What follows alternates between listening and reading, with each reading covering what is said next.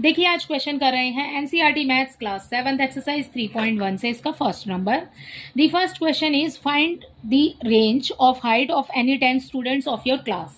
ठीक है, आपने अपने क्लास के 10 बच्चों की हाइट लेनी है, बच्चे लेट करनी है क्योंकि हमें हाइट नहीं पता। ठीक है, तो हम लेट कर लेंगे और उसके बाद में हमें रेंज फाइंड करना है। ठीक है, सो हम let us have the height of any 10 students in are class. किसी भी 10 बच्चों की ले रहे हैं हम। ठीक है, सो हम लिख देंगे यहाँ पर ये लाइन। अब अपनी हाइट हम ले रहे हैं सेंटीमीटर। हमने सेंटीमीटर बेटा यहाँ पर पहले नहीं लगाया था, बाद में लगाया है मैंने, क्योंकि हमें सबको यहाँ पर जो हम हाइट लेट कर रहे हैं ना, हमें सबके साथ सेंटीमीटर लगाना पड़ेगा। अगर हम यहीं लिख देते हैं तो हमें ये क्लियर हो जाएगा कि हम हाइट जो है वो सेंटीमीटर में ले रहे हैं। सो फिर हमें यहाँ लिखने की ज़रूरत नहीं है। ठीक है, सो आप यहीं पर लिख देना, एरो लगा दिया है मैंने।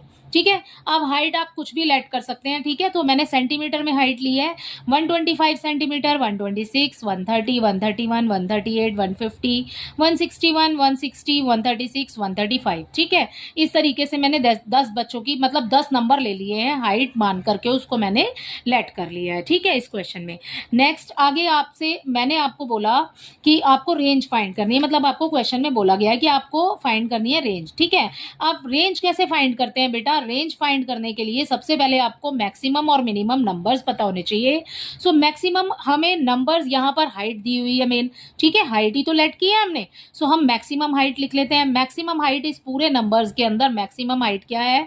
161। सो 161 सेंटीमीटर मैंने यहाँ लिख दिया। ठीक है, अब आपको मिनिमम पे पता होना चाहिए। ठीक है, मैक्सिमम तो पता है, मिनिमम सबसे कम किसकी है? 125 है। ठीक है, सो 125 सेंटीमीटर सबसे कम हो गई। अब आपको क्या फाइंड करना है? रेंज फाइंड करना है। रेंज फाइंड करने के लिए range is equal to maximum height minus कर देंगे उसमें से मिनिमम हाइट को। ठीक है, सो मैक्सिमम कितनी है बेटा? 161 है। मिनिमम कितनी है? 125 है। माइनस कर देंगे 36 सेंटीमीटर आ जाएगा इसका आंसर।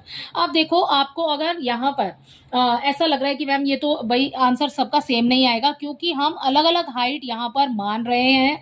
हम लेटी तो कर रहे हैं, हम अलग अलग हाइट मान रहे हैं बच्चे, तो सभी क्वेश्चंस के आंसर अलग अलग ही आएंगे। ऐसा नहीं हो सकता कि ये जो 36 है यही इसका आंसर आए।